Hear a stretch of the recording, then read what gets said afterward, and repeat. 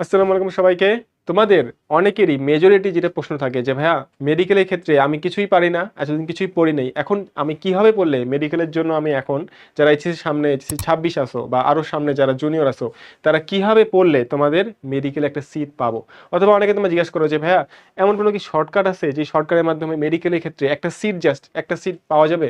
তো অনেকে যারা মেডিকেলে চান্স পাইছে যারা সিনিয়র ভাইয়া আছে তারা অনেকে বলবে যে ভাইয়া এরকম কোনো শর্টকাট নাই, তোমাকে পড়তে হলে সবই পড়তে হবে। অ্যান্ড এভাবেই সবাই তোমাকে দেখা যাবে বলবে। বাট অনেকের ক্ষেত্রে দেখবা যারা ট্রিপলেট আছে না, যারা বুয়েটে চান্স পায় তারা কি মেডিকেলের ক্ষেত্রে খুব ডেডিকেট ছিল? তারা কিন্তু মেডিকেলের ক্ষেত্রে খুব বেশি ডেডিকেশন ছিল না। অনেকে আছে জাস্ট বায়োলজিটা পড়ছে কোনো মতে, একটু জাস্ট টেকনিক খাটাইছে। কারণ অবশ্যই সেখানে কিছু না কিছু একটা শর্টকাট বা কিছু একটা জিনিস আছে যেগুলো পড়লে মেডিকেলের ক্ষেত্রে একটা সিট, যদি তুমি সিট চাও তাহলে করা সম্ভব। বা ডিএমসি বা সলিমুল্লাহ এরকম যদি চাও বা ইচ্ছা থাকে তাহলে তোমাকে অবশ্যই যেই রুল ওয়ে আছে বা ট্রেডিশনাল ওয়ে আছে সেখানে যেতে হবে। তাহলে স্টার্ট করা যাক। দেখো first of all, from zero to medical admission test. এইখানে আমি তোমাকে জাস্ট কয়েকটা পয়েন্ট বলবো, যেই পয়েন্টগুলো তোমাকে অবশ্যই ফলো করতেই হবে। এবং এগুলো বাংলাদেশের যতগুলো মেডিকেল স্টুডেন্ট আছে সবগুলো তারা সবাই এই জিনিসগুলো ফলো করছে, বাট কেউ তোমাকে এভাবে সাজায় দিবে না। ফার্স্ট অফ অল, অনুশীলনী থেকে কি পরিমাণ প্রশ্ন আসে এটা তোমরা যারা এখন ইয়াং জেনারেশন আসো, জেনজি, তারা কিন্তু জানো।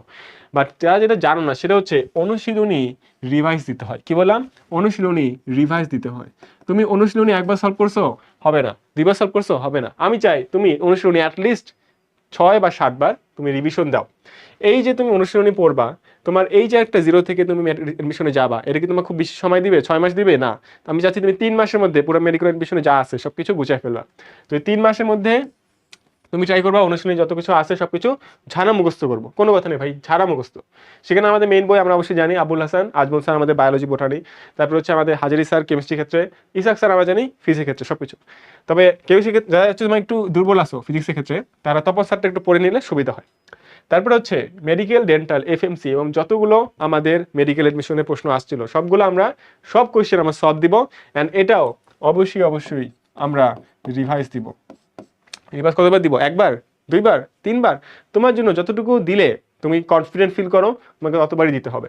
তো এই জিনিসটা আসলে 30 ডেজের মধ্যেই শেষ করা যাবে। আমি তোমাকে বলি 3 মাসের মধ্যে তুমি কিন্তু সবগুলো অনুশীলনী বারবার রিভিশন দিয়ে প্রায় 6 বার বা 6 বার বেশি বললাম, 3 বার অ্যাটলিস্ট শেষ করতেই পারবা।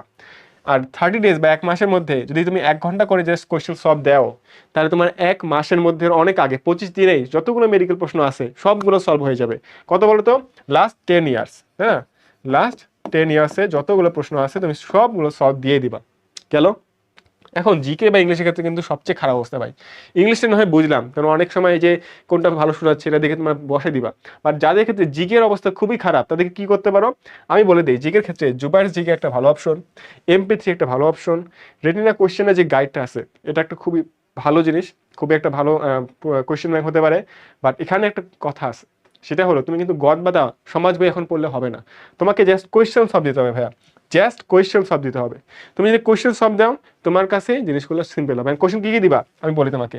তুমি দিবা হচ্ছে BCS, ডিউ, তারপর হচ্ছে জেইউ, জাহাঙ্গীরনগর বা যে কোনো জায়গাতে যে কোনো তোমাদের BCS ডি হচ্ছে মেইন। এছাড়াও তোমাদের আরও যেগুলো অন্যান্য ভার্সিটিতে আসছে সেগুলো তোমরা দেখতে পারো, যে কোনো অন্য ভার্সিটি যেমন জাহাঙ্গীরনগর সহ তোমাদের ETC, মনে করো যে কোনো আরো ভার্সিটি আছে সবগুলো বলে দিলাম। তো এগুলো হচ্ছে তোমাদের অবশ্যই আগে বিসিএসটা অবশ্যই দেখবা, বিসিএস করে ফেলবা। তারপর হচ্ছে ঢাবির যেগুলো প্রশ্ন আছে সবগুলো করে ফেলবা। অ্যান্ড ইংলিশের ক্ষেত্রে সেম জিনিস, অ্যাপেক্স বা মাস্টার্স বই যেটা আছে, যেটা আমি বলতেছি, যেটা আমি সাজেস্ট করি এখন, বাট এটা অনেক মোটা বই, এটা শেষ করা খুব কঠিন। তুমি কি করবা এখান থেকে?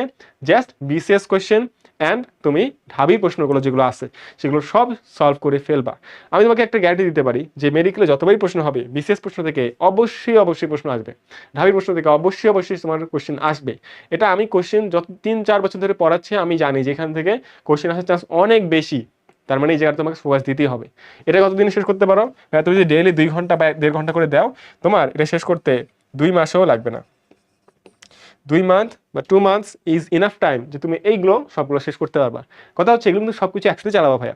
তুমি ডেইলি মনে করো 10 ঘন্টা করে পড়তেছো, তোমার মনে করো 10 ঘন্টা বা 10 ঘন্টা করে তুমি পড়তেছো অনুশীলনীগুলা, ঠিক আছে? বাকি তোমার যে 1 ঘন্টা আছে ডেইলি পড়তেছো 30 দিন করে, সেটা হচ্ছে এই যে তোমাদের কোয়েশ্চেনগুলো যেগুলো আছে সেগুলো যদি ধরো তাহলে ডেইলি আরো 1 ঘন্টা যোগ করলাম।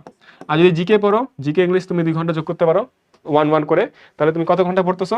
তুমি প্রায় 11 আওয়ার্স অথবা 12 আওয়ার্স অথবা 13 আওয়ার্স যদি তুমি পড়তে পারো, তাহলে তোমার পক্ষে zero to medical admission test কোনো ব্যাপার হবে না। ঠিক আছে, আমি কিন্তু তোমাকে বেসিক জিনিসগুলো বলে দিলাম ভাইয়া। এর চেয়ে বেসিকভাবে আসলে আমাকে কেউ বলতে চাবে না। কারণ হচ্ছে কি, তারা চাবে যে তুমি দেখা যাচ্ছে প্রাইভেট পড়ো, প্রাইভেট পড়ে তুমি দেখা যাচ্ছে জেনে নাও জিনিসগুলোকে। বাট আমি কিন্তু তোমাকে চাচ্ছি যে না ভাইয়া, আমি যেগুলো জানি সেগুলো তোমাকে অবশ্যই পাস অন করে দিব। এখন কিছু বোনাস টিপ আছে লাস্টে, যেটা হচ্ছে তোমাকে অনেক সময় হবে যে ভাই আমি ক্লাস কীভাবে পাবো, অনেকগুলো কোর্স কি ভর্তি হতে হবে। আমি বলবো কোর্সের ক্ষেত্রে এটা তোমার তোমার নিজের চয়েস। আমাদের যেটা কোর্স আছে ভর্তি হতে পারো, না চাইলে মেজরিটির ক্ষেত্রে মানুষ চাবে না। কেন? কারণ এখন কোর্সের ক্ষেত্রে যারা প্রি মেডিকেল করতেছো, তারা কোর্স যারা নিচ্ছ তারা ঠিক আছে, বাট অনেকে চাবে যারা ইউটিউবে ফ্রি ক্লাস করতে। ইউটিউবে ফ্রি ক্লাস করে কি ভাই চান্স পাওয়া সম্ভব? অবশ্যই হ্যাঁ। এখানে অ্যান্সার হচ্ছে ইয়েস। তাহলে যেহেতু ইয়েস আছে, তার মানে তুমি অবশ্যই ইউটিউবে ফ্রি ক্লাসগুলো করতে পারো। আমার নিজেরই ইউটিউবে দেওয়া আছে ক্লাসগুলো, আমি একটু লিঙ্ক দিব তোমাদের, আমাদের যে ডিসক্রিপশন বক্সে যে লিঙ্কগুলো আছে সেখানে দিয়ে দিব। তারপরে অনুশীলনী সব ক্লাস যেগুলো আছে সেগুলো দেখতে পারো, সেগুলো অবশ্যই তুমি সব দিতে পারো। প্রচুর ফ্রি এক্সাম দিতে হবে।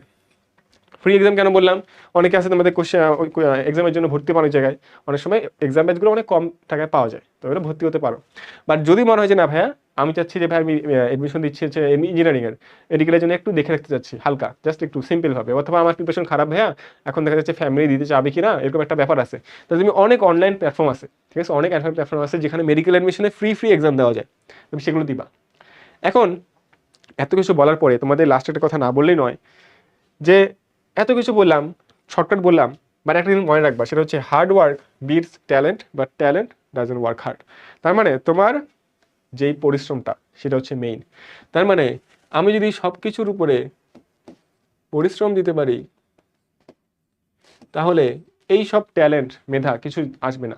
ইভেন অনেকে আছে যে প্রথম দিকে কোনো পড়াশোনাই করে না ভাইয়া, ফার্স্ট ইয়ারে কোনো পড়াশোনাই করে না, ফার্স্ট ইয়ারে কোনো পড়াশোনাই করে নাই, তাদের ক্ষেত্রে দেখা গেছে কি তারা লাস্টে গিয়ে সেরকম পড়াশোনা করছে, সেরকম পরিশ্রম দিচ্ছে, লাস্টে যে 3-4 মাস 6 মাস সেরকম পড়াশোনা করছে, মেডিকেলে দেখা গেছে তাদের ক্ষেত্রে অনেক ক্ষেত্রে আরপিএমসি হয়ে গেছে, অনেক ক্ষেত্রে আরএমসি হয়ে গেছে, অনেক ক্ষেত্রে দেখা গেছে ডিএমসি খুবই রেয়ার হয়, ডিএমসির জন্য অনেক আগে থেকে পড়তে হয়, বাট অনেকে আছে খুব রেয়ার, মানে একদম রেয়ার ভাই, অল্প পড়লেই হয়ে যায় সেরকম মেধা। বাট এখানে যে বললাম সবাই কিন্তু মেধাবী না, 99% হচ্ছে তোমাদের অ্যাভারেজ পিপল। তো এদেরকে কাটানোর জন্য কি লাগবে? পরিশ্রম লাগবে। পরিশ্রম করা মানে কি, এই যে তোমাদের একটা তোমাকে দিলাম 3 মাসের একটা প্ল্যান, 3 মাসের প্ল্যানটা যদি তুমি একটু ফলো করতে পারো তাহলে হয়ে যাবে। খুবই সিম্পল হয়ে বললাম ভাইয়া, এই জিনিসগুলো হচ্ছে তোমাকে অনেক সময় দেখবে যারা পড়াচ্ছে কোচিংয়ে ভাইয়া তারা এগুলো বলবে, কিন্তু আমি তুমি ফ্রিতে পাচ্ছ ইউটিউবে, তুমি ট্রাই করো এগুলো ফলো করো, ঠিক আছে। তো আমার ভিডিওতে বা আমার ইউটিউব চ্যানেলে এটাই আমার হচ্ছে মানে গোল, যে আমি ট্রাই করবো তোমাদেরকে যেটা বেস লাইনে দরকার, যেগুলো মেইনলি আমরা বলি না, দেখা যায় কি অনলাইন প্ল্যাটফর্ম এগুলো নাই এখন, সেগুলো আমি দেওয়ার ট্রাই করবো। তো আজকের জন্য এটুকুই, ইনশাল্লাহ দেখাবে অন্য কোনো ভিডিওতে। আসসালামু আলাইকুম।